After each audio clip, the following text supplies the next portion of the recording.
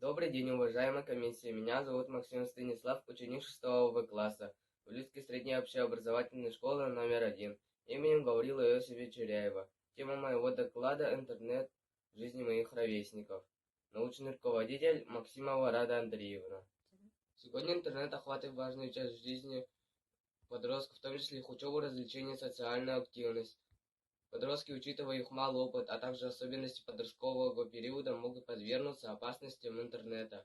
Цели работы — проследить влияние, которое может оказывать интернет в сеть на моих ровесников, определить способы свести к минимуму возможности негативного воздействия. Задачи: изучить теоретический материал, определить значимость использования интернета в жизни моих ровесников, выявить вредное влияние интернета, определить способы уменьшить вредного влияния интернета и чрезмерного использования телефонов. Интернет представляет детям и подросткам огромные возможности. Школьники приобретают знания и социальные навыки, которые помогут им в недалеком будущем стать успешными гражданами цифрового общества. С введением ограничений с COVID-19 интернет-сети стали важным инструментом для взаимодействия людей.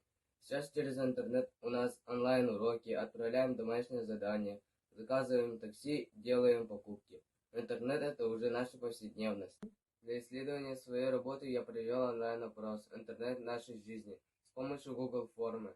В нем приняли 142 учащихся из моей школы в возрасте от 10 до 17 лет. На вопрос, сколько ты проводишь время в интернете, статистика ответов показала: в среднем подростки проводят от 3 до 5 часов в сутки. Это 49 участников опроса. Но есть и те, кто проводит от 6 до 9 часов. Немало, 43 участника опроса.